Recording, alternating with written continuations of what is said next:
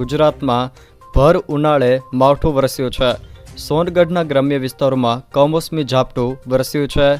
વધતા તાપમાન વચ્ચે ગુજરાતમાં બેવડી ઋતુનો અનુભવ થઈ રહ્યો છે।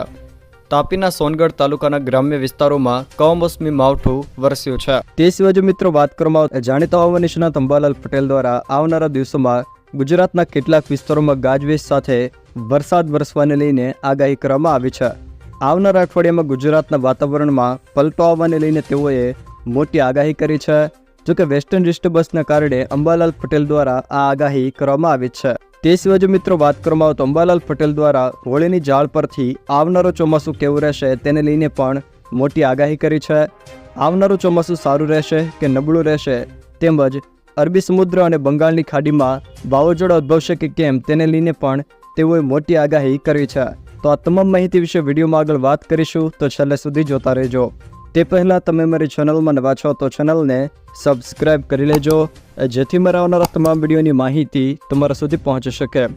મિત્રો, રાજ્યના ભાગોમાં ગરમીનો પારો હવે વધી રહ્યો છે। જોકે એક પછી એક વેસ્ટર્ન ડિસ્ટર્બન્સ આવતા પુનઃ મહત્તમ તાપમાનમાં ઘટાડો થવાની શક્યતા અંબાલાલ પટેલ દ્વારા વ્યક્ત કરવામાં આવી છે। અંબાલાલ પટેલના જણાવ્યા અનુસાર આવતીકાલથી ગુજરાતના મોટા ભાગના વિસ્તારોમાં વાદળછાયું વાતાવરણ જોવા મળશે, જેમાં ઉત્તર, મધ્ય ગુજરાત અને સૌરાષ્ટ્ર તેમજ કચ્છના ભાગોમાં વાદળો આવવાની શક્યતા તેમણે વ્યક્ત કરી છે। અંબાલાલ પટેલ દ્વારા 29 માર્ચ સુધી ગરમી અને પવનની શક્યતાઓ પણ વ્યક્ત કરવામાં આવી છે, જ્યારે 30થી 31 માર્ચના ફરી પલટો આવશે તેવું તેમણે જણાવ્યું છે। જોકે મહારાષ્ટ્રના ભાગોમાં વાદળો આવવાની પણ શક્યતા રહેશે।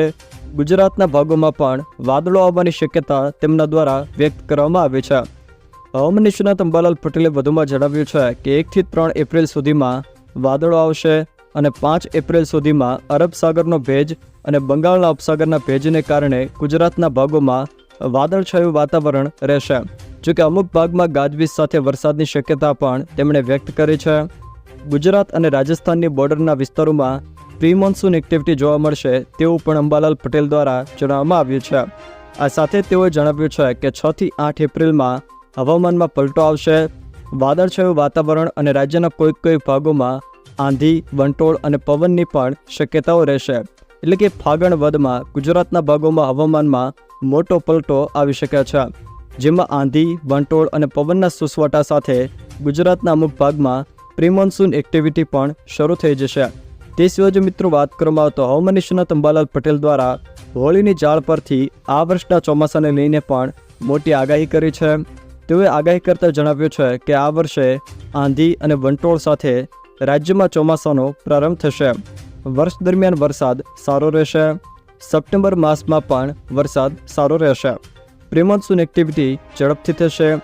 મે મહિનામાં આંધી અને વંટોળનું જોર પણ વધુ રહેશે।